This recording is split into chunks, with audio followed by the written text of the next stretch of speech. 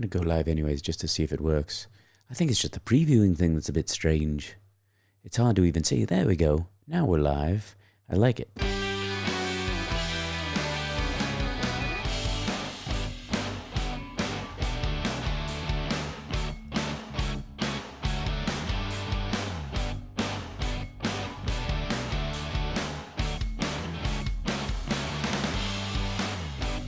Hi, everybody. Look at that. I had to jump online. I had to. I mean, come on. With all this stuff going on, this insanity. So needless to say, the reports about the report are all over the map. And I've been reading it since the minute it came out. I've been picking out little parts that I personally find intriguing, curious, and I think you might be interested in them too. And I'm curious to see what the chat says about it as well. So we're gonna go over this stuff together. Hi. Hold on. Let's see. Javi, you gotta not do that. If you're gonna do that in the chat, I'm gonna remove it. See that? I'm gonna put you in a timeout for the time being. What's happening, Stephanie? How you guys doing?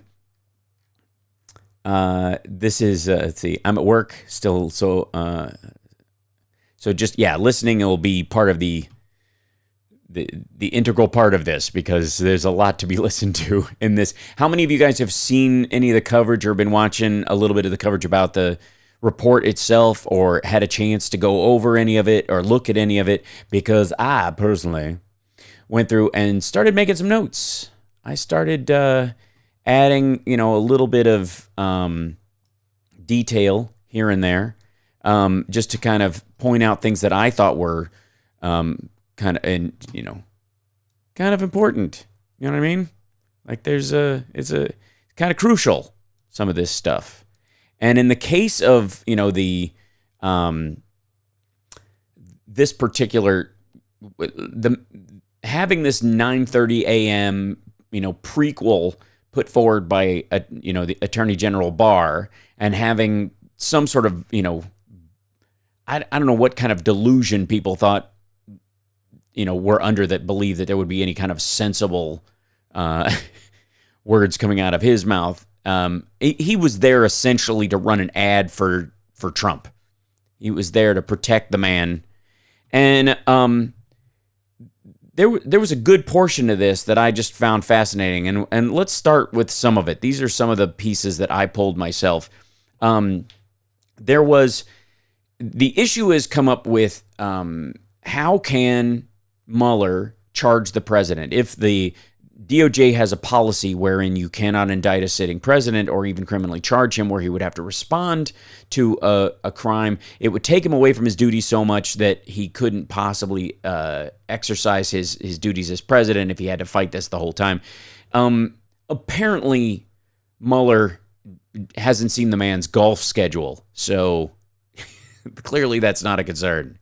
He's got plenty of leftover time.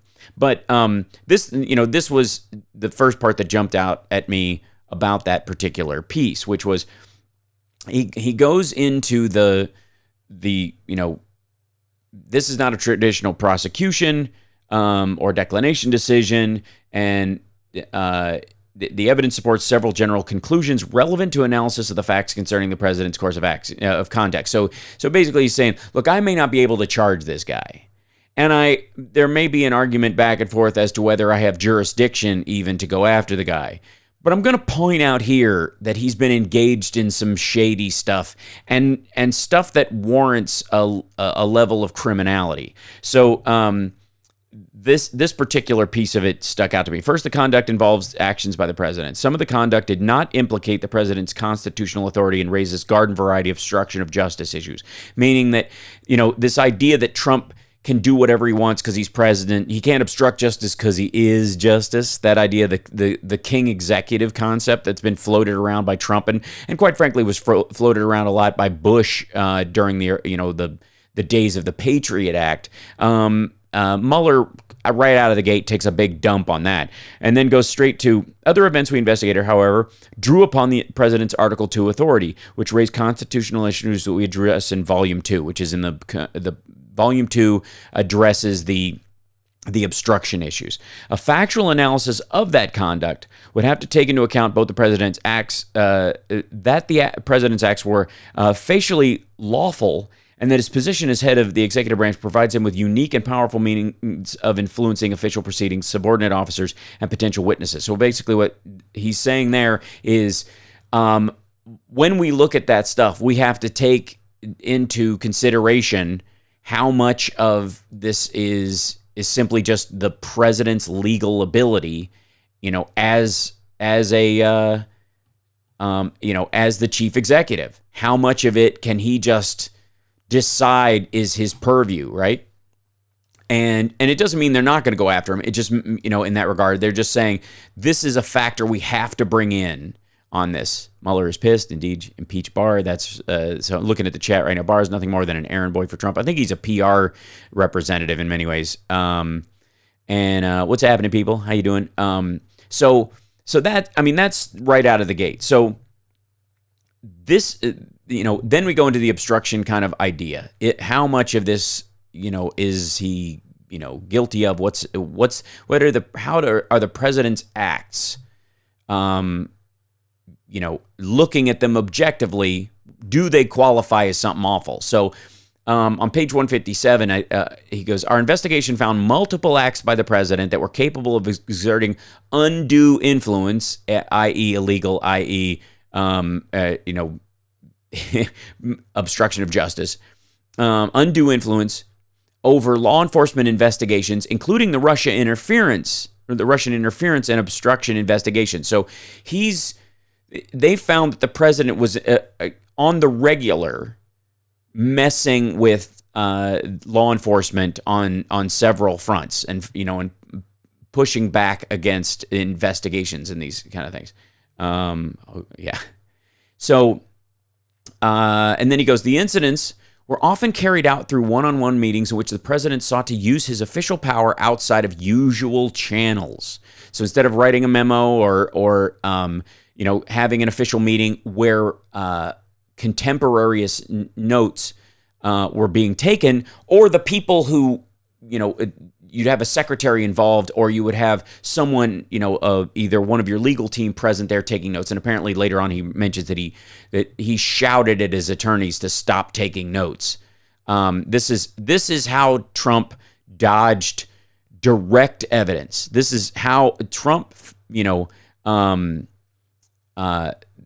Trump made a decision a long time ago that he doesn't write a lot of shady stuff down. He watched a lot of dudes go down as they, saw their emails and correspondence read back to them in court, and he made a decision a long time ago. Dude does not use email, does everything in person, and when he's not there in person, Manafort or somebody like that was sitting there holding a phone, essentially. The idea that, Manafort was on his phone the whole time. No, his phone line was open to a blocked number, and that's how Trump could be at meetings he's not supposed to be at and not know. This is the plausible deniability president in full force. So these actions range from efforts to remove the special counsel and to reverse the effect of the attorney general's recusal, to the attempted use of the official power to limit the scope of the investigation to direct and indirect contacts with witnesses with the potential to influence their testimony. Meaning, like when he was tweeting to Flynn to hold strong, and when he was, calling other people weak and a rat, and these sort of soft pedal warnings about this. Viewing the acts collectively can help to illuminate their significance. For example, the president's direction to McGahn to have the special counsel removed was followed almost immediately by his direction to Lewandowski to tell the attorney general to limit the scope of the Russia investigation to prospective election interference only. And by the way, it ultimately was. Part of what's missing from this is the fact that it covers, it narrowly focuses on election interference, meaning specifically hacking or the attacks on voter rolls and that kind of stuff. There's there's obviously stuff about their social media impact, but a big portion of this is left out. Simply because election interference is a very narrow scope, whereas they're trying to, helping promote him, helping, create,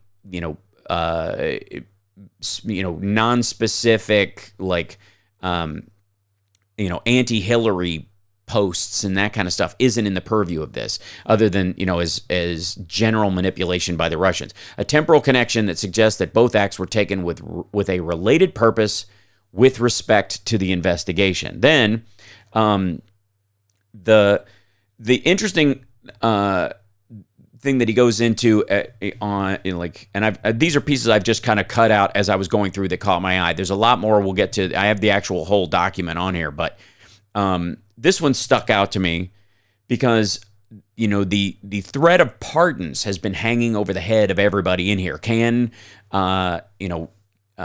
Is it possible for the president to pardon his way out of this?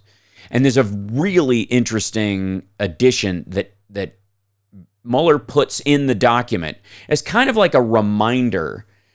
He's like reading Congress their rights. Like, you guys might not be in the front of your mind that you have this power, but I'm going to remind you, since I can't take advantage of my side of the power due to my believing that I should, follow Justice Department guidelines. So even when the power is exclusive, Congress's power and its central role in making laws give it substantial authority regarding many of the policy determinations that precede and follow the President's Act, meaning pardons. For example, although the President's power to grant pardons is exclusive and not subject to congressional regulation, see United States v. Klein, Congress has the authority to prohibit the corrupt use of, quote, anything of value to influence the testimony of another person in a judicial, congressional, or agency proceeding, which would include the offer or promise of a pardon to induce a person to testify falsely or not to testify at all. The offer of a pardon would precede the act of pardoning and thus be within Congress's power to regulate, even if the pardon itself is not. Meaning that Trump could pardon people, but they could actually, impeach him or find him guilty of a high crime or misdemeanor for using the pardon power to shut somebody down. And if they have testimony from that person from another court that they can show that this, the congressional testimony would be damaging, then they can prove that that's why he did it, and that would not be difficult. So let me check in with the chat for 1 second, and we will continue with a couple of the pieces that really stuck out. What's happening, Benny Loco? What's happening, Amos? Good to see you. Barnier really redacted the report as in not mentioning anything in it. Well, he spun it a different way, knowing full well that even the stuff because there's a ton of stuff he just couldn't remove because there's no justification whatsoever in it, and having left it in there, it is a bear trap. There is a bunch of stuff. Now, the part that was included in his 4-page letter that a lot of people latched onto, as much as it was kind of attempting to support Trump in his no collusion mythology. The one sentence that Barr couldn't seem to get away from was the idea that while the report did not choose to indict Trump, it did not exonerate him. And that made it into Barr's 4-page letter, kind of because it couldn't not. It's a big deal. So that came in the conclusion part of I believe section 1, but I cut these out, so part of them they may be shuffled around. So this is for conclusion. Because we determined not to make a traditional prosecutorial judgment, we did not draw ultimate conclusions about the president's conduct. The evidence we obtained about the president's actions and intent present difficult issues that would need to be resolved if we were making a traditional prosecutorial judgment. At the same time, if we had confidence after a thorough investigation of the facts that the president clearly did not commit obstruction of justice, we would so state. We would tell you, if we found evidence that exonerates him and proof, and clear evidence that he didn't do anything illegal or untoward, we'd say so in this report. Based on the facts and the applicable legal standards, we are unable to reach that judgment, meaning we've seen enough stuff and we're convinced that there's a there, but it's outside of our prosecutorial mandate. Accordingly, while this report does not conclude that the president committed a crime, meaning it certainly shows lots of evidence about it. It certainly has a lot of references to crimes, and there are multiple situations in that they work out in here that they believe qualify as obstruction by normal standards. They end this conclusion with, according to, while this report does not conclude that the president committed a crime, doesn't mean that they don't allude to the fact that they believe he did. It also does not exonerate him. Does not. And there's a bunch of stuff in the report about how you can't, well, there's a bunch of stuff you can't read either. But there's a bunch of stuff in here that the president, they believe points to actions on his part that were illegal and do qualify in that regard. Personally, this is one of my favorite pages, actually. A bunch of grand jury redactions on this page, obviously. But there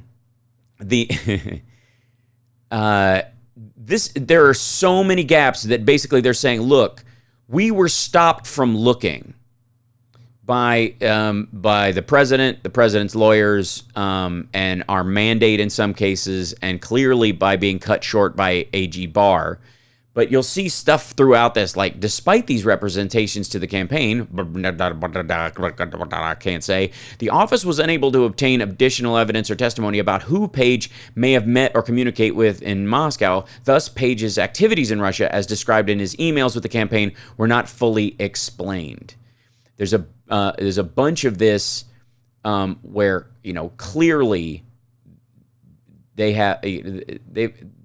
are concerned about what's going on, but they were unable to look even further. Is there enough to impeach him? There is plenty to impeach him in this. It's absurd how much is in there. So, one of the big things that stood out to a lot of us was the changing of the RNC platform, right? And how that went down. Clearly Manafort had a play in that as the campaign manager for Trump. He was clearly gunning for this as a way of, quote, making himself whole with his debts to the Russians. That doesn't mean, though, that in this exchange around Russia, the reason he was able to pull it off was because Trump was for it, which it points out in this one. Okay, according to Denman, she spoke with Gordon and Matt Mueller, and they told her that they had to clear the language. And that Gordon was, quote, talking to New York, meaning Trump. Denman told others that she was asked by two Trump campaign official staffers to strike two, not just Manafort. This is just Manafort visiting and doing this on his own. Two Trump campaign staffers to strike, quote, lethal defense weapons from the proposal, but that she refused. Denman recalled Gordon saying that he was on the phone with candidate Trump, but she was skeptical whether that was true. Gordon denied having told Denman that he was on the phone with Trump, although he acknowledged it was possible that he mentioned having previously spoken to the candidate about the subject matter. Gordon's phone records reveal a call to Sessions' office in Washington that afternoon, but do not include calls directly to a number associated with Trump. Note, and that's been a recurring issue in this thing too, is that Trump uses all these dummy numbers. And according to the president's written answers to the office's questions, he does not recall being involved in the change of language of the platform amendment. Didn't say he didn't. Very specifically. Trump does not say, no, I never had anything to do with that, because he doesn't remember genuinely who he told that to. And he doesn't know who's talking. If he didn't, he would say so. But he does not know which person he talked to or how many, and if any of them have rolled on him, because he can't keep track of all the staffers and leaks and all the people who work with him. So And my favorite part in this whole thing was the back and forth from people that Paul Manafort, like that no campaign people had anything to do with Russia. There is no, like, the Barr comes out and says, there no American, much less a Trump campaign official, had anything to do with collusion with Russia or in any way. Well, that's just horseshit on a massive scale. There is an entire section about Paul Manafort's ties to Russia and Ukraine and how that played out to the benefit of Russia. So I don't even know. That seemed to me, when Barr was talking, like him saying no collusion and blah, blah, blah, that you expect that. That's just like a sales pitch. That's like saying, Coke is life. It's just, there's nothing to that is, it is just sales. But the abject, blatant, capital B bullshit lie that he comes out and says nobody in the campaign had any contacts with Russia, and nobody in the campaign, no American, he says that the Mueller report finds that no American wittingly or unwittingly helped the Russians in their election interference. Well, there's evidence in here of Mueller giving them tracking data, polling data for the Trump campaign so that they could coordinate with it. There's no, that's just bizarre as far as a lie goes. There's, this is how they deal. This is so hilarious. One of my favorite parts of this is basically the idea that the fact that the president was tweeting about something kind of protects him, because he can say things on Twitter and they could be true or lies. They could be, by doing some of it out in the open, he's protected by First Amendment because the First Amendment protects your right to lie, and that he would actually have to submit to a verbal interview, like a person-to-person interview with Mueller, and plead the fifth for any of the stuff that was in his Twitter feed to really work its way into this report, and they knew it. So this one's fast. Finally, the First Amendment could pose constraints on prosecution. Because that's like, how do you go after somebody for something they said on Twitter or on the campaign trail? Because you'd have to, they would fight back against the violation. Okay, so one of the things also about it is that the president's attorneys were constantly pushing back against the Mueller report, and this was my favorite little pieces. The President's Counsel raised statutory and constitutional defenses to a possible obstruction of justice analysis of the conduct we investigated. We concluded that none of those legal defenses provided a basis for declining to investigate the facts. This is like Trump is a drunk dude pulled over by the cops. There's thumping coming from the trunk and muffled screams. And Giuliani is in the passenger side arguing with the cop, arguably also drunk in this analogy, saying, you need a warrant to look in the trunk. And no, when you hear pounding and muffled screams coming from the trunk, this goes back to the idea of also that they ran this also about this all started illegally. You don't even have the right to look into the president because this all started with the dossier and who it was paid for and blah, blah, blah. It's all dirty and you don't have the right to follow these. Well, there's facts along the way that they absolutely have the right to look at. In the same way that if you are setting off fireworks in your backyard and the cops show up and you don't have a permit to set off fireworks in your backyard, and they come in and they find a gun and a dead body, and you go, hey, you never had a right to even look in my backyard for fireworks, and making those noises, fruit of the poison tree. You can't take the gun and the dead body. It's ridiculous. Like, and most of their arguments about this stuff trying to stop it was ridiculous. The only thing they managed to do, which is probably the greatest thing that his attorneys did, was make sure he did not testify. Make sure he did not speak with Mueller. Because if he did, this thing would be 800 pages, of just redlined, like, oh my God, this guy's a maniac. I hope my congressperson has signed on to the impeachment resolution. Okay, here's the thing about impeachment, and this is kind of important, guys. Before you start going, the Democrats are all weak-kneed, and they won't go after him for, they should impeach, and they're saying they won't. Okay, they are slow-walking this for a couple of reasons. The first one being is that they want to plead innocence, the minute,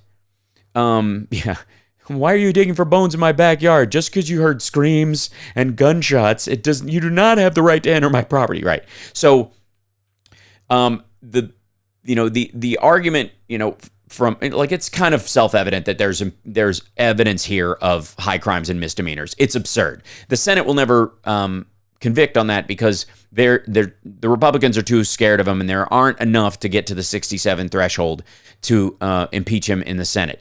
And impeachment in the House, where they're fighting back and forth, might be worthwhile, and I think we may eventually get there. But I know that Nancy Pelosi and the House leadership are making a very distinct choice that they are not going to act as if they are pursuing impeachment against him, because the minute they actually file that impeachment, the Trump will fundraise on the fact that Mueller didn't work, so they won't stop digging. Never mind Benghazi, never mind their Fast and Furious nonsense where they just drill down on anybody forever and ever.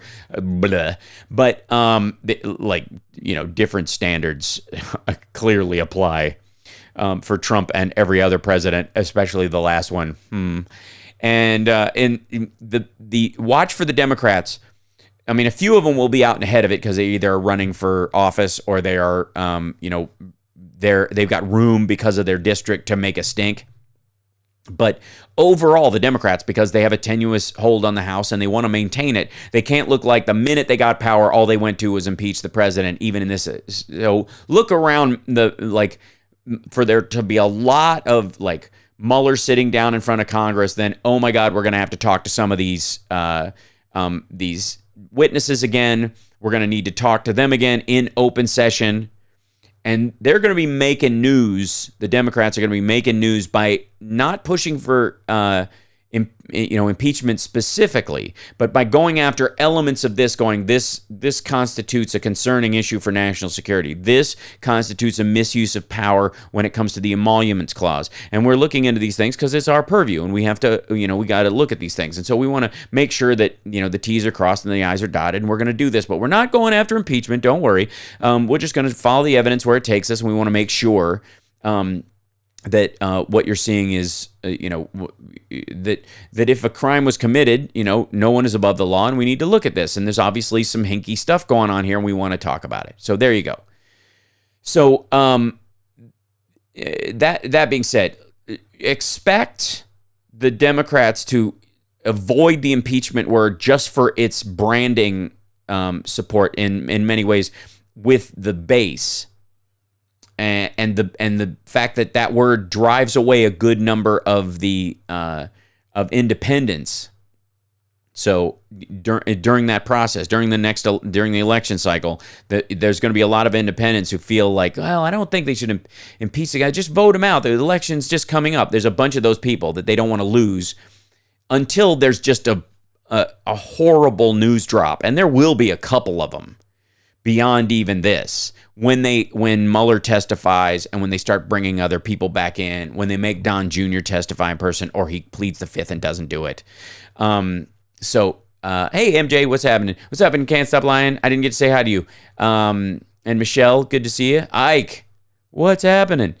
John, good to see you. I agree, it is sensible. Here's the thing. You're not just fighting this battle, you're fighting a PR war around it. And you don't want to, this idea of, you got to just, even if you lose, you got to look like you were fighting. No, you need to win. and you need to win as smartly as you can. You don't just run naked out onto a battlefield and go, for honor, and then stab yourself in the belly and fall over. Like, well, he died on the battlefield. You can't argue with that. It's stupid. So there's a bunch to this. So the idea, one of the things was, well, the president has the right to fire anybody, and he can, shuffle the Justice Department because he's not, he is justice. The president is justice. The Department of Justice, like drapes, like, barnacles to his whale, like ornaments on his cape is the Department of Justice. And Mueller begs to differ. And this was a fascinating part of this. This is Mueller reminding the Congress going forward, hey guys, you mightn't think that he can get away with this, but technically there's a lot of law that says he can't.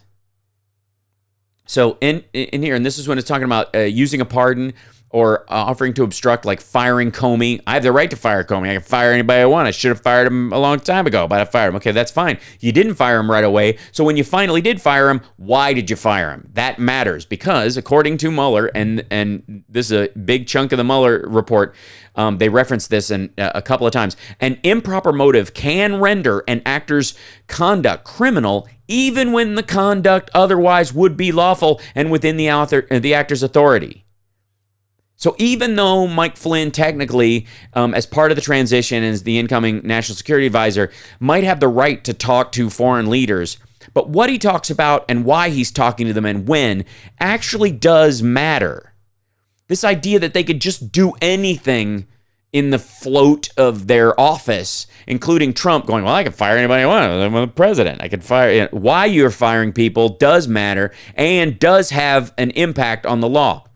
Affirming obstruction conviction of a criminal defense attorney for litigation-related conduct. This is United States v. Cueto. And in United States v. Cantolo, any act by any party, whether lawful or unlawful on its face, may abridge if performed with corrupt motive. Like, deal with that. This idea that Trump can somehow fire anybody he wants just because he's president and get away with it does not stand up legally. Smash that like. Give us a thumbs up if you think this is a worthwhile thing, and I'll do more of these or whatever. Or even super chat if you feel like it. This is a special report. And patreon.com/HalSparks. I've got to keep doing this stuff, and I always forget to do it right out of the gate because I just get right into doing the show, and yeah, especially when we're doing this kind of thing. I found this part particularly fascinating, people. This is enormous, as a pushback against the Trump legal team, against the argument from the Republicans that the president, if the president does it, then it is not illegal. The Nixonian defense was found failing a long time ago, and still continually in the course of law gets more and more cemented and becomes more and more black and white over time. An improper motive can render an actor's conduct criminal, even when the conduct would otherwise be lawful and within the actor's authority. It's a huge part of this. So anyways, this is, as we go forward. So one of the things that, when Barr came out and said, there is no evidence that anybody was involved in Russia, and there was no sign of obstruction, we found that there was no reason that the president should in any way be, held to a standard where obstruction is meaningful. And I got to stretch the frame on this guy because this is more to this. That's the wrong camera. Hold on. There's more to this one. Some of this isn't going to fit on my page normally.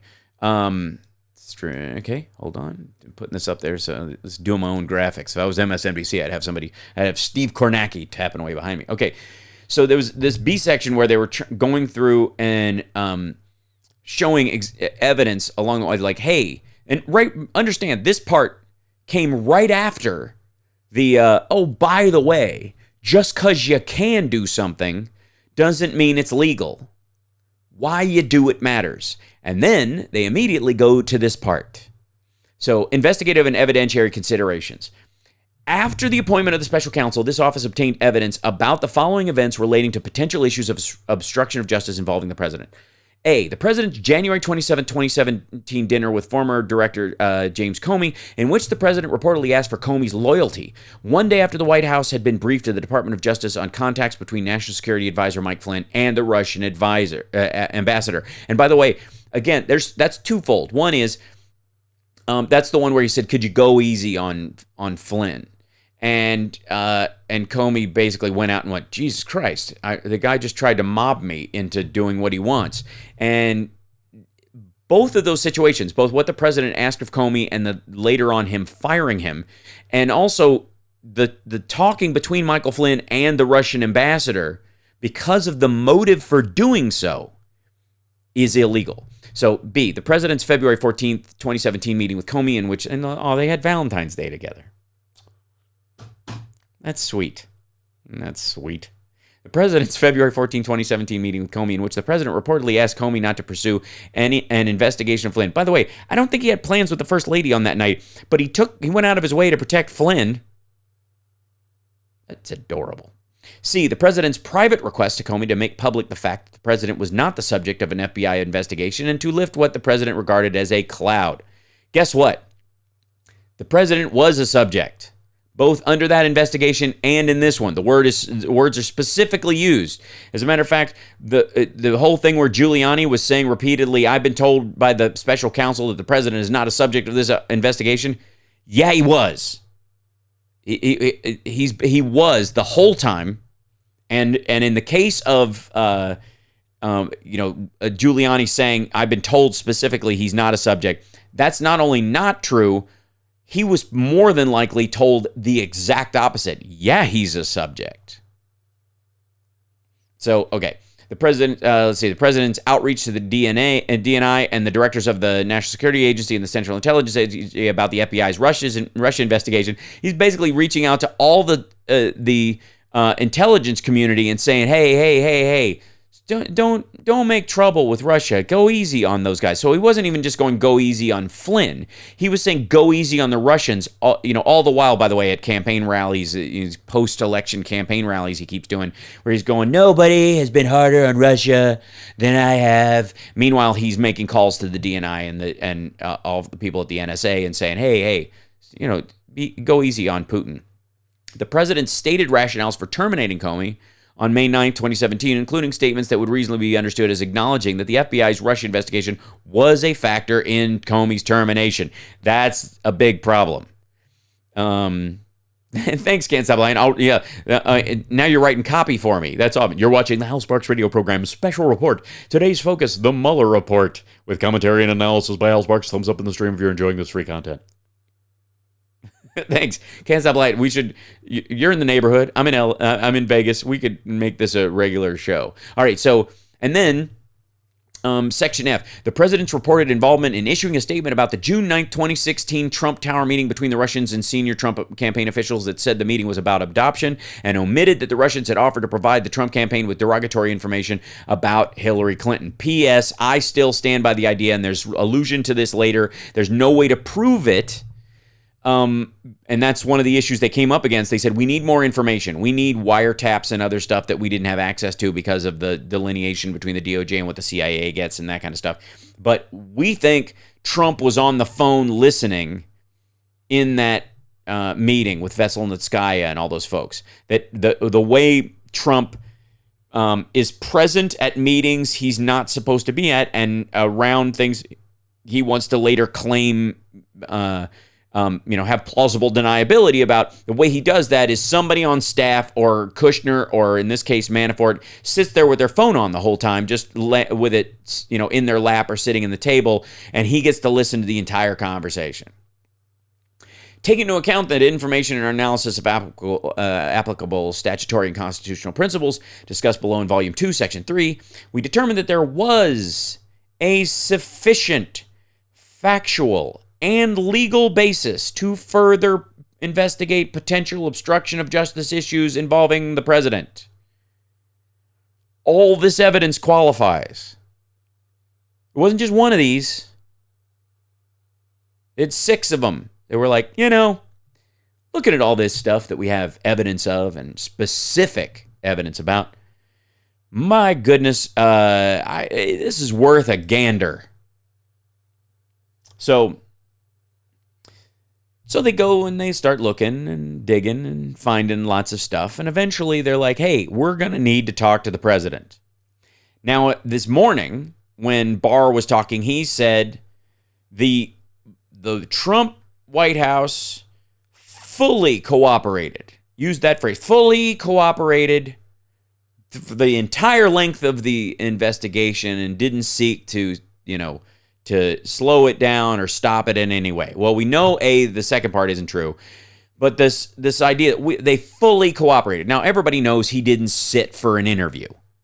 And like I said, probably one of the smartest moves his lawyers actually had was making sure that he didn't sit his doddering butt down in a chair with a camera pointed at him. So this part fascinated me. So this is, and there's a little bit, the redacted part's curious too. We also sought a voluntary interview with the president. After more than a year of discussion, the president declined to be interviewed. So for a year, they were negotiating the terms. We'll only ask him about this. It'll be a short amount of time. We'll stay within this purview. You can be, And after a year of bad faith negotiations on behalf of the president and his lawyers, they said no. The president declined to be interviewed, which I would say throws a rock into the glass house of fully cooperated. Because also, meanwhile, he was firing people and trying to get, literally making phone calls to the CIA, the DNI, and the NSA, and others, trying to get them to not investigate Russia. During the course of our discussions, the president did agree to answer written questions on certain Russia-related topics, and he provided us with answers. He did not similarly agree to provide written answers to questions on obstruction topics or questions on events during the transition. So he narrowly scoped the questions that he would answer to only Russia interference-related questions, 30 of which, by the way, he said, I don't recall, for those of you that are Reagan fans. 30 times probably one of the greatest memories in the whole world. Up here, folks, great, I have the best words, and my brain, in the whole United States of America. Best brain, best memory, 30 times. I don't recall. Okay. At least Reagan had the benefit of, you were like, yeah, I kind of buy it. I mean, he's getting old, and he never claimed to have the greatest memory in the world. He used to memorize lines when he was a young man, but that doesn't necessarily mean that applies now that he's been president for a while and he hasn't been an actor for a long time. He does speeches with a teleprompter. It might be that, memory's like a muscle and you really haven't worked it out. But Trump, I have the greatest memory in the whole world. No one better than me. No one remembers everything the way I remember the best things. And ultimately, while we believe that we had the authority and legal justification to issue a grand jury subpoena to obtain the president's testimony, we chose not to do so. We made that decision in view of the substantial delay that such an investigative step would likely produce at a late stage in our investigation. So they literally, it was the fact that Trump spent a year negotiating in bad faith with the special counsel and never intending to have any kind of a sit-down interview, that they decided we could subpoena him, but we're looking at a legal fight that's similar to that. So we also assessed the basis that based on the significant body of evidence that we had already obtained of the president's actions and his public and private statements describing or explaining those actions, we had sufficient evidence to understand relevant events and to make certain assessments without the president's testimony. The office's decision-making process on this issue is described in more detail in Appendix C infra in a note that precedes the president's written responses. So, yeah, Appendix C is a good time. So, the fascinating part is, okay, so he sat down and he read all this stuff, right? We know that he wrote down these responses. By the way, these responses were obviously written by his attorney. He didn't do this. And they went based on what he told them at the time. And then he raced right out in public and screwed the pooch in front of the whole country.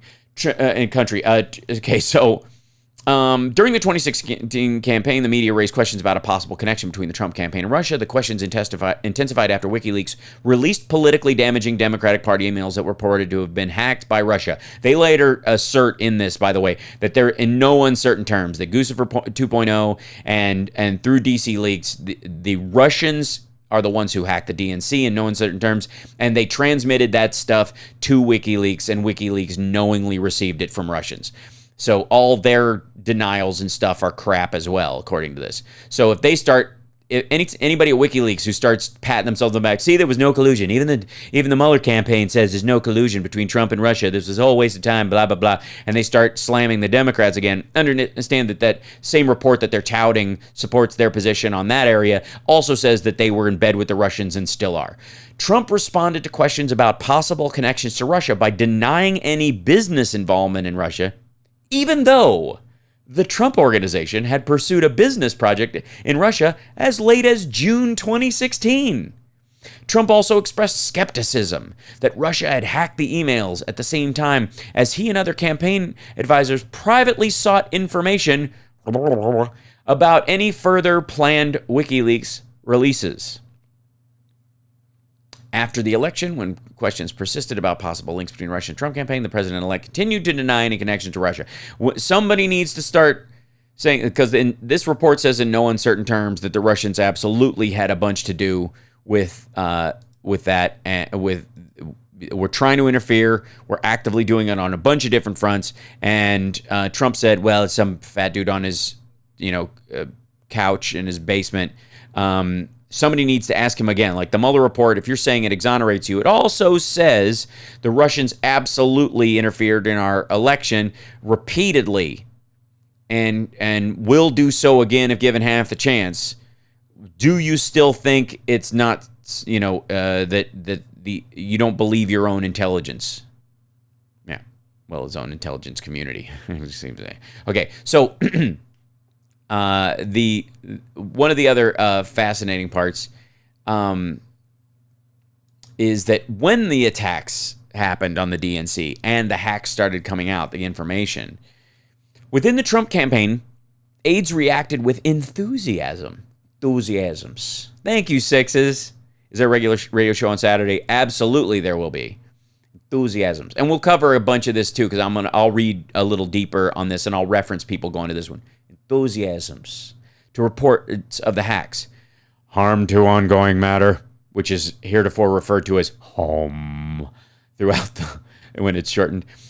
Somebody discussed with campaign officials that WikiLeaks would release the hacked material. Roger Stone. Some witnesses said that Trump himself discussed the possibility of upcoming releases. Michael Cohen, then executive vice president of the Trump Organization and special counsel to Trump, recalled hearing that's ongoing. Cohen recalled that Trump responded, "Oh, good, all right. Oh, good, all right. Especially if it's what you say, I love it." Now Cohen is saying that he is going to release a bunch of stuff that proves what he alludes to in the report is true. Okay, so here's another one. This is fun. So, part of the noise, like the stuff about the issue with the ongoing issue with Gates, because he hasn't been sentenced yet either and has been cooperating throughout. He's been a treasure trove. All right. And this is from a heavily redacted page about Manafort, which is hilarious. Here, I'll show you. Hold on. This is fun. I isolated one. Manafort said shortly after WikiLeaks' July 22nd, 2016 release of hacked email, he spoke to Trump. Manafort recalled that Trump responded that Manafort should keep Trump updated. I don't know what that is.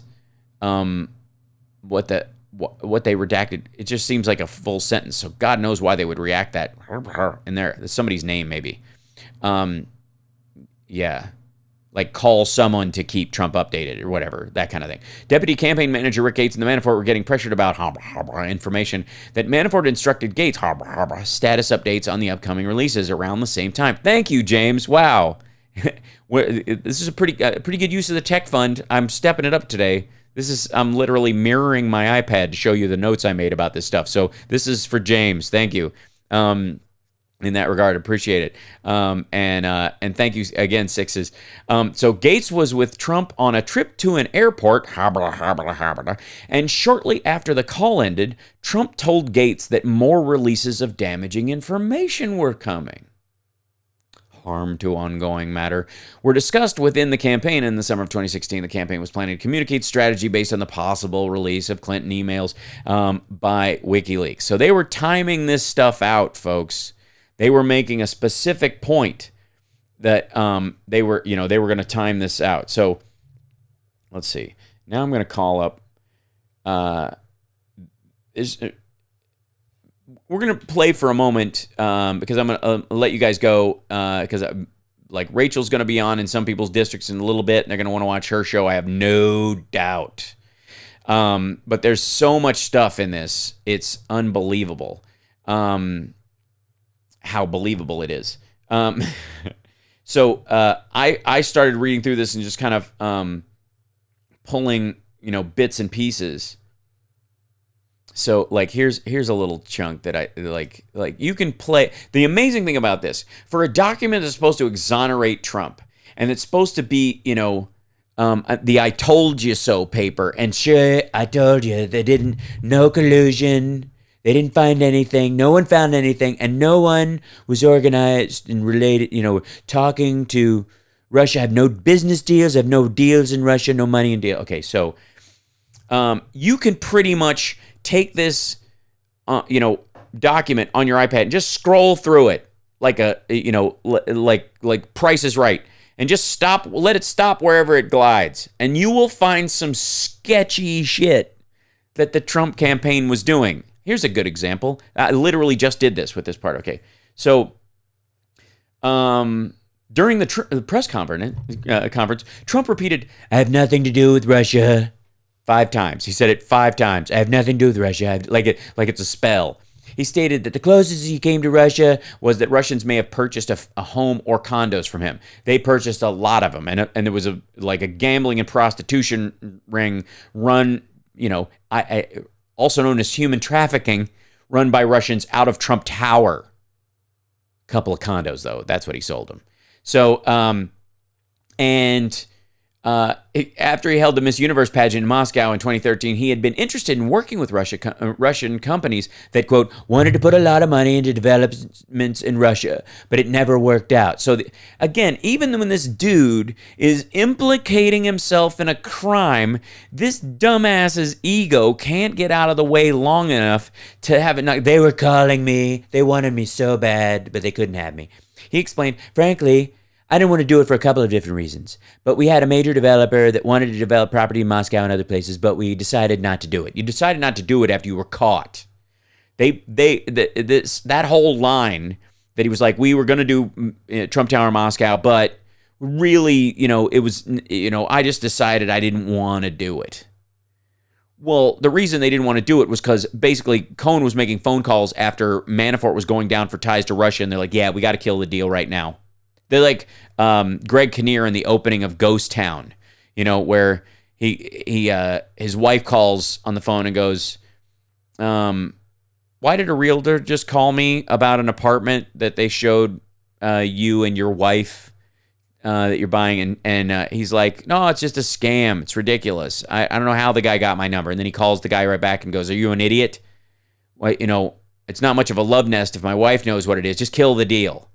It's exactly that moment. It even happens on the streets of New York.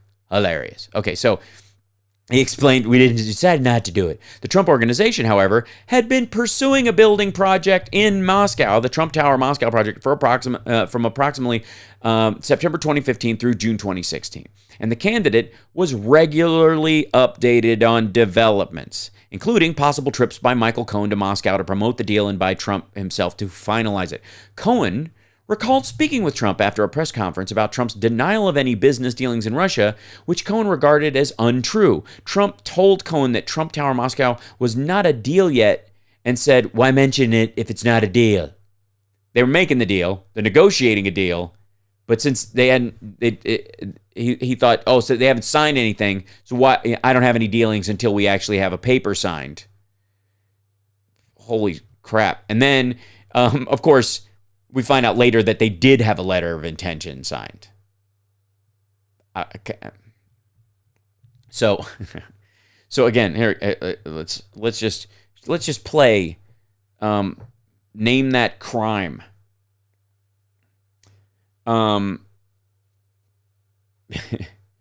Evidence. That seems a good place to stop. Evidence. Incoming National Security Advisor Flynn discusses sanctions on Russia with Russian Ambassador Sergei Kislyak. A lot of people know about during this time. It's why the guy got fired. Shortly after the election, President-elect Trump announced he would appoint Michael Flynn as National Security Advisor. For the next 2 months, Flynn played an active role in the Presidential Transition Team, known as PTT,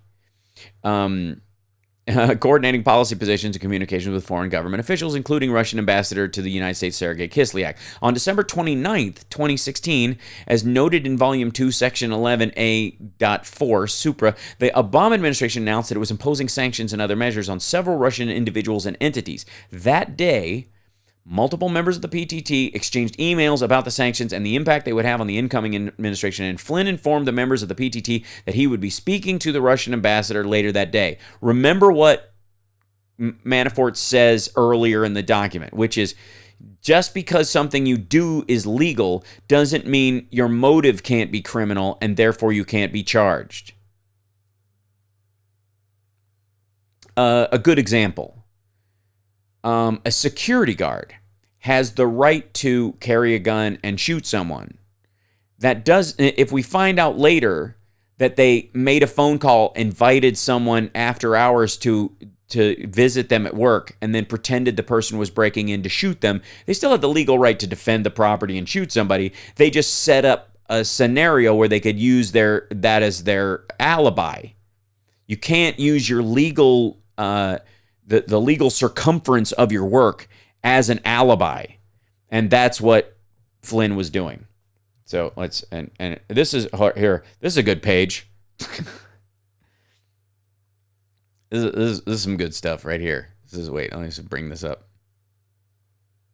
This is, apparently, this is something, hold on, I'll bring it up I got to bring the page up separately. This little piece right here, hold on.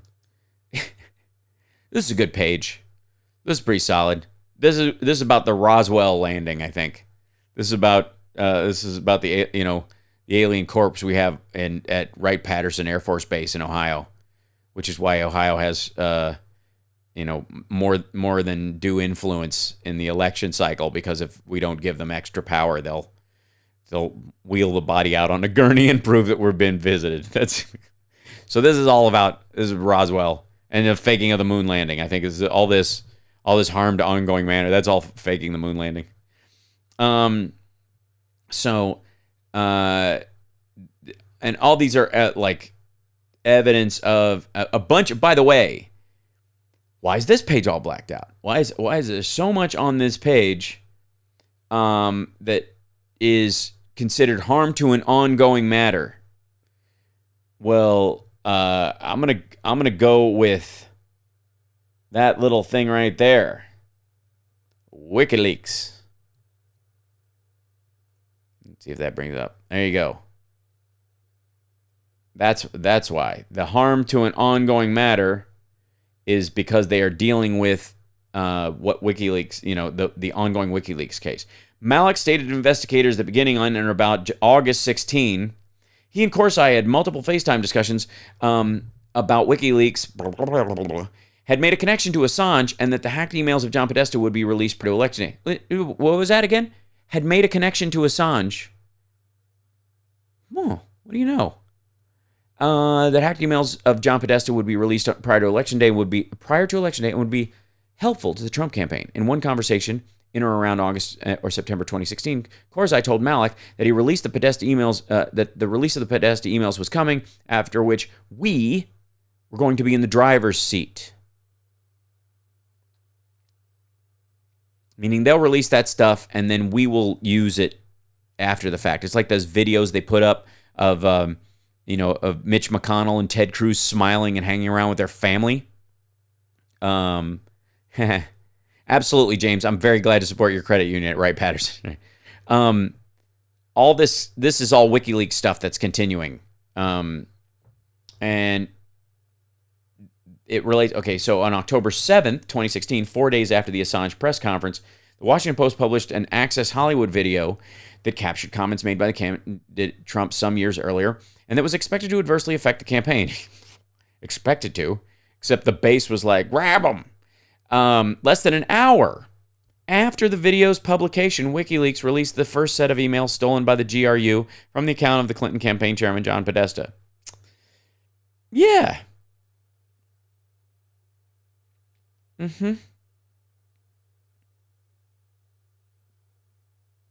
Yeah, remember that?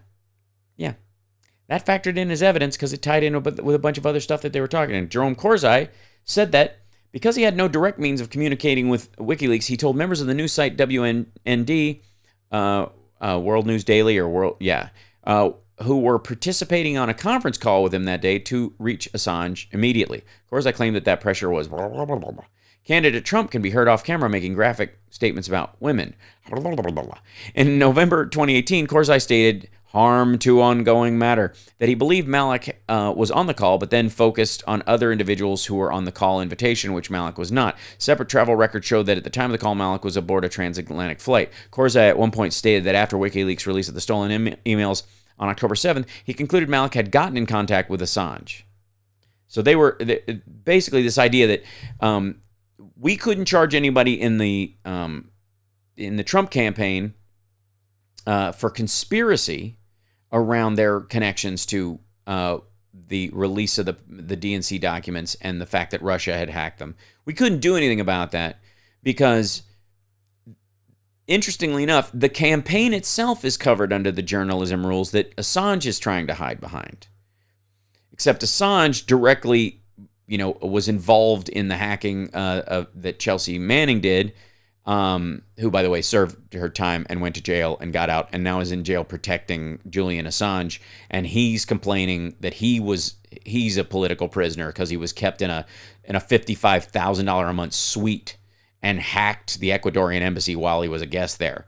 This dick. Anyways, so the idea was that the campaign itself, because it just got the stuff like everybody else, technically, and they didn't have any, that somebody within the campaign was talking to Roger Stone and Jerome Karzai, through that link, and that those connections, they were talking to Assange and WikiLeaks and getting stuff, and then they would make a phone call back. And technically, those guys didn't work for the campaign.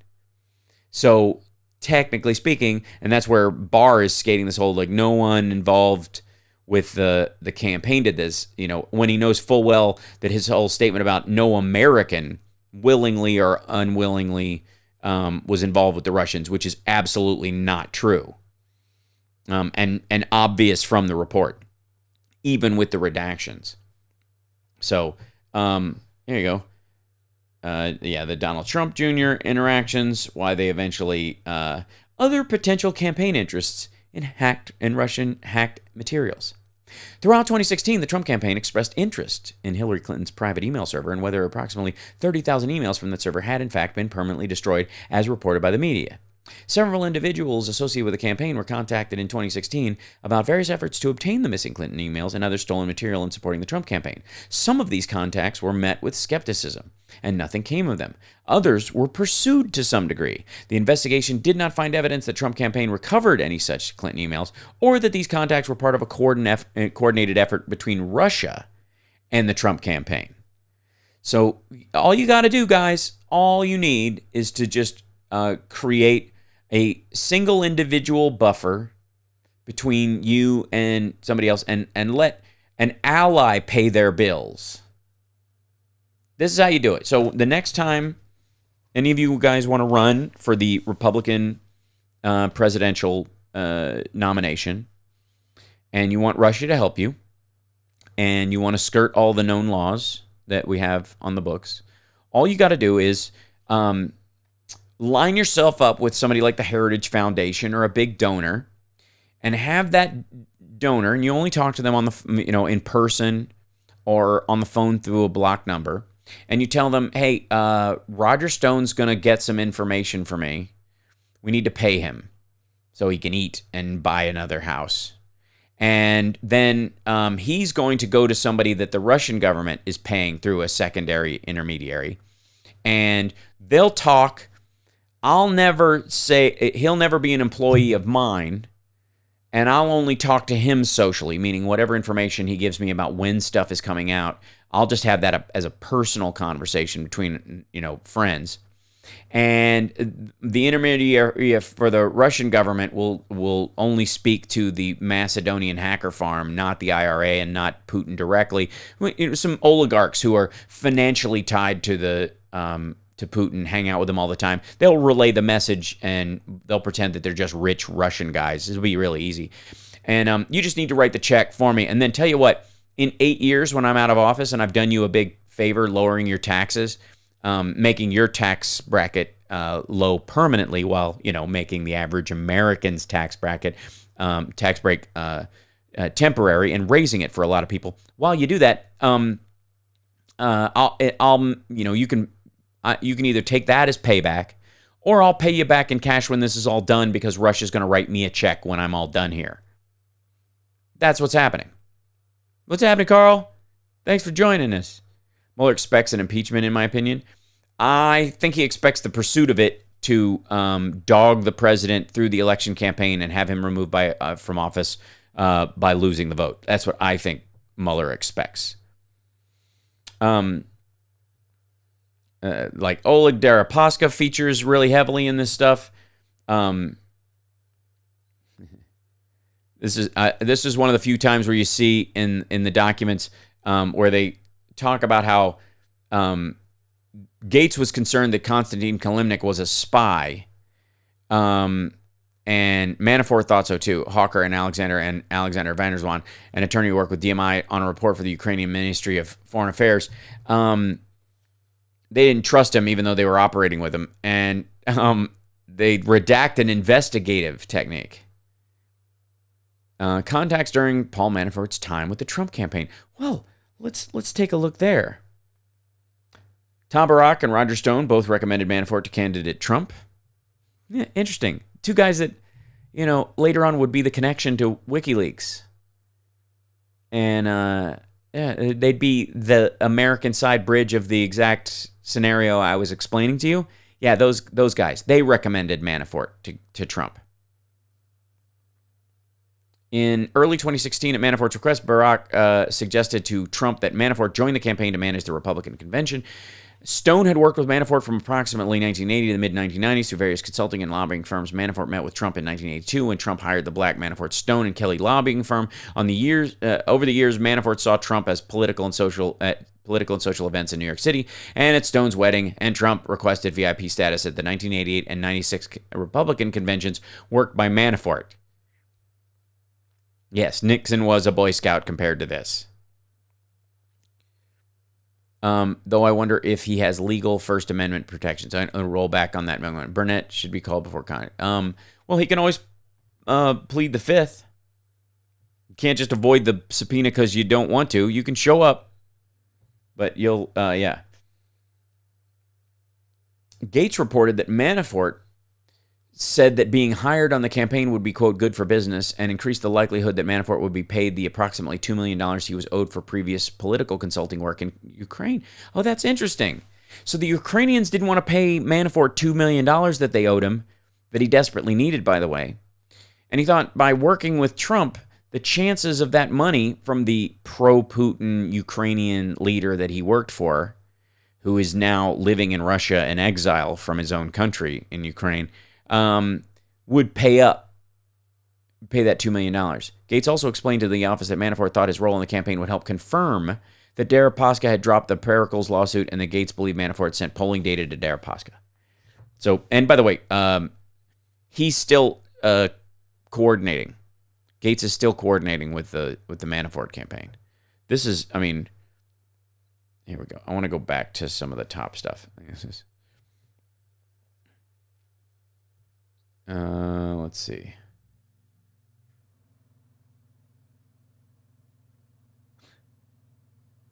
There's a bunch of stuff on how the Internet Research Agency, the Russian organization that they have, how they operated Twitter accounts and Facebook accounts by continuously posting original content to the accounts while also communicating with the U.S. Twitter users directly through public tweeting or Twitter's private messaging. The IRA used many of these accounts to attempt to influence U.S. audiences on the election.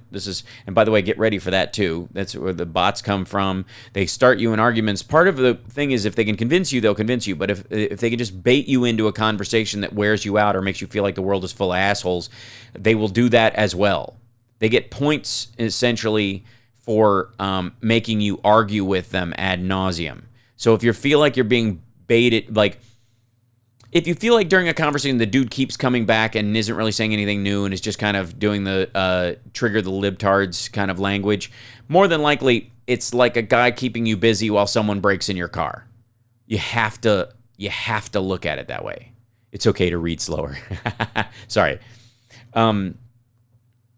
Anytime you encounter somebody on Twitter who may well, you're like, I think this person might be a bot. As they say in the CIA, if there is any doubt, there is no doubt.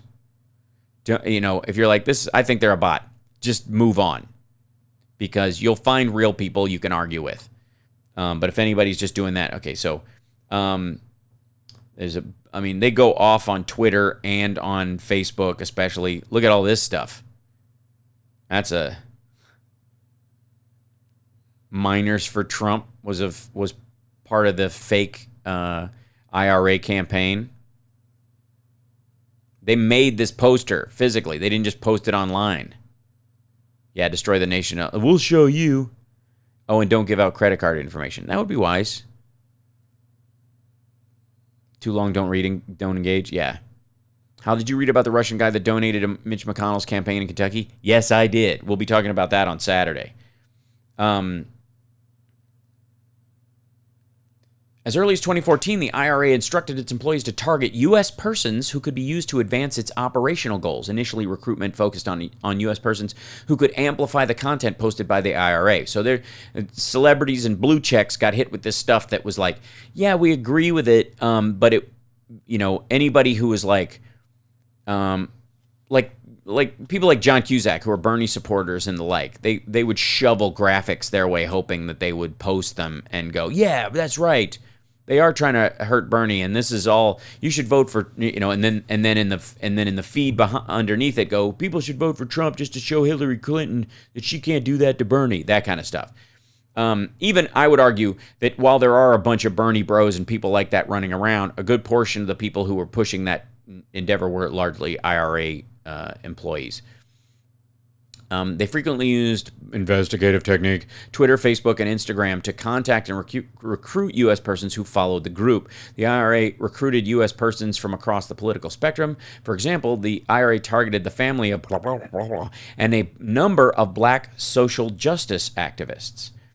While posing as a grassroots group called Black Matters U.S., in February 2016, the persona Black Fist purported to want to teach African Americans to protect themselves when contacted by law enforcement, hired a self-defense instructor in New York to offer classes sponsored by Black Fist. The IRA also recruited moderators of conservative social media groups to promote IRA-generated content, as well as recruited individuals to perform political acts, such as walking around New York City dressed up as Santa Claus with a Trump mask. So they weren't just relegated to social media. This is some great stuff in here. Look at that. Look at that big redaction. Harm to ongoing matter. By the way, anytime you see like these giant blacked out chunks where they say harm to ongoing matter that keeps going, that's around this stuff. That kind of puts a pin in the balloon of the story that William Barr told this morning, that this is over.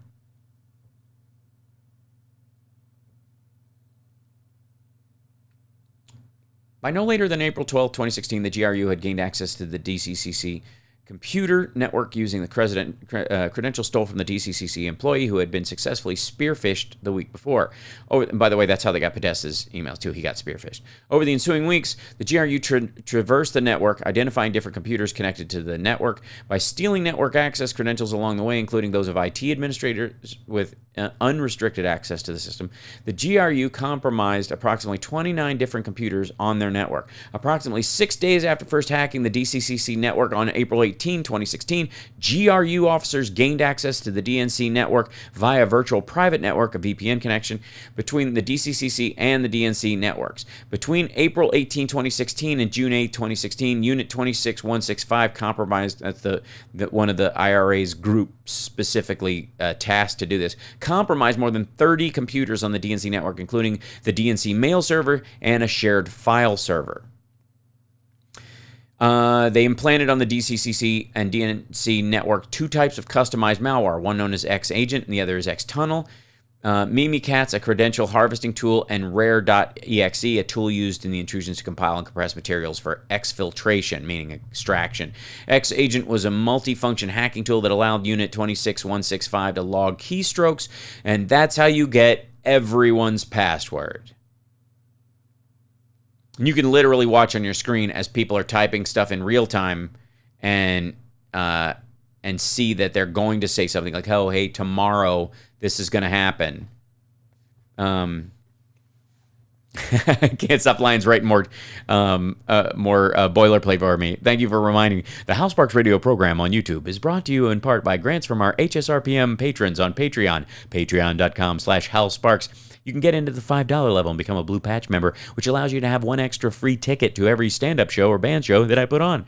And YouTube chat, super chats. Thank you for your contribution. Can't donate? Thumbs up to the stream. Thanks, Can't Stop Lying. Look at you, just a pro. Barr managed to make a huge, meaningless stink this morning. Victory for the blatant toadying. I actually had that happen to me on this desktop. That's scary. Yeah, so... by the way, everybody who's listening, anyone who might see this in the future, anybody who, along this, if you ever get an email asking for your password, don't click the link and don't enter your password. If you get something from Apple going, hey, your iTunes password is blah, blah, blah, or you need to update information on your shit on Amazon Prime, or your Amazon account is going to be shut down if you don't enter your password, that's phishing. They are phishing you. You're being spearphished. So, if you get an email like that. So what you need to do is, if you have any concerns about that and you think it might be real, don't click links in your email. Just go to iTunes. Go to your iTunes on your laptop or go to Amazon Prime on your browser and go into the actual known server. Your browser will now tell you if it's the trusted server you're used to, and check your info there. Okay? So, let's see. I gotta let you guys go soon because I want to see what Rachel does with tonight. I'm going to see a little bit of what Chris is doing too. It's going to be a good show this weekend though, and I appreciate you guys jumping in here with me. Thank you for, just being on the download, just kind of hopping in here. Hi, Bruce. What's happening? Oh shit, I already entered. Yeah. So everybody, post your password in the Twitter feed right now. The only person who would fall for that is Sean Spicer, I think. So doesn't this just put the nail in the credibility coffin for Barr? Yes, it does. It's ridiculous. The here you go. Dissemination of hacked materials. The GRU began planning the release of at least releases at least as early as April 19, 2016, when they registered the domain dcleaks.com through a service that anonymized the registrant. So DC Leaks, there was some back and forth where this is just kind of the new updated WikiLeaks, and this is, they're just getting stuff and they don't want to be caught because they're journalists. They're people from WikiLeaks who are just worried about getting caught up in this stuff. In the case, it turns out that's not what they did. That the IRA, the Russian government, started DC Leaks and paid for the registration using a pool of Bitcoin it had mined, which is what's happening to a good portion of the nuclear facilities in Russia that are no longer online. They're just using them as Bitcoin mines. Which is, by the way, also why Saudi Arabia started giving artificial intelligence beings citizenship. Because a robot can't be a citizen, but they can tax a citizen, and you can tax the citizens whatever standard based on what kind of citizen that is. And so they could tax AI 100% for Bitcoin mining. It's a trick. Anyway, so the GRU released through DC Leaks thousands of documents, including personal identifying and financial information, internal correspondence related to the Clinton campaign, and prior political jobs and fundraising files and information.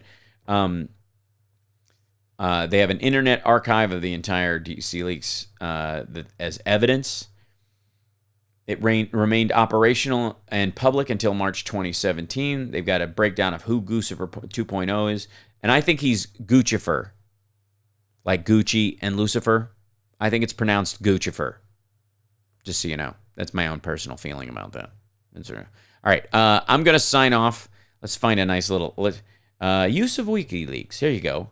WikiLeaks. I love WikiLeaks. I don't know what WikiLeaks is. I don't know. I'm not familiar. It's not my thing. WikiLeaks, not my thing. I love WikiLeaks. It's a treasure trove, but I don't know what WikiLeaks is.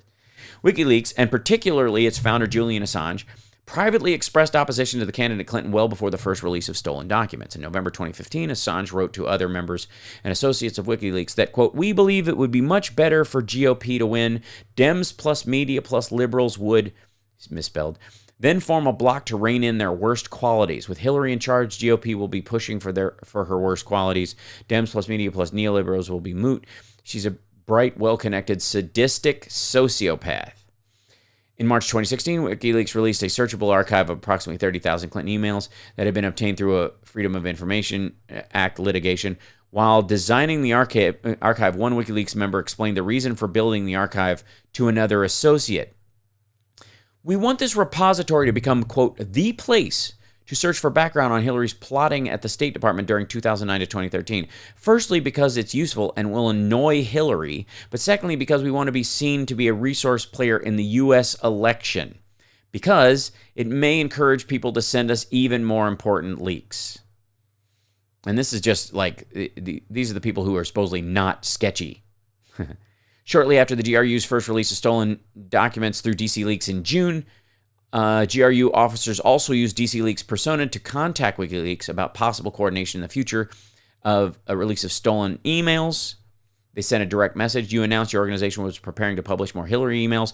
We are ready to support you. We have some sensitive information too, in particular her financial documents. Let's do it together.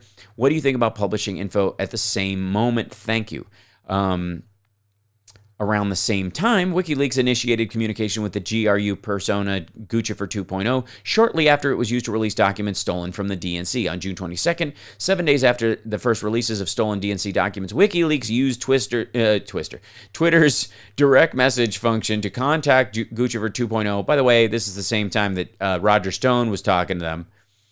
Twitter account, and suggest that Guccifer 2.0, quote, "send any new material stolen from the DNC here for us to review, and it will have much higher impact than what you are doing." Yeah. So, and by the way, the idea that WikiLeaks is like, governments lie, and they lie to the public, and you can't trust governments, and that meanwhile, they were literally giving the GRU a rusty trombone to get all this extra information. And by the way, remember when Barr said no American or anyone worked knowingly or unknowingly with the Russians? Yeah, not so much, according to this. Anyways, I got to let you guys go.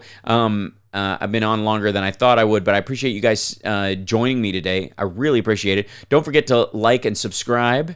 That would be really helpful if you like this kind of content. And also, I've got other videos that are going to be posted very soon that are more in the comedic vein, more stand-up going to be posted soon. And I will talk more about that this weekend as well. I'm doing bless you. I'm doing cameo.com at Hal Sparks, just cameo.com/Hal Sparks for personalized videos, and become one of our patrons. Support the channel, patreon.com. It can't just all be Russians. You can't just do all right-wingers. I can't wait for a $20 million drop like TYT got. We got to start from the ground up, folks. And at the very least, whether you can support or not, subscribe to the channel and pass the channel along. Share this video and help us out. You guys are awesome. I will see you guys this Saturday for the Hal Sparks radio program, Mega Worldwide on WCPT Radio. 9 o'clock Pacific time. We'll be live. Talk to you guys later. Thanks for joining us.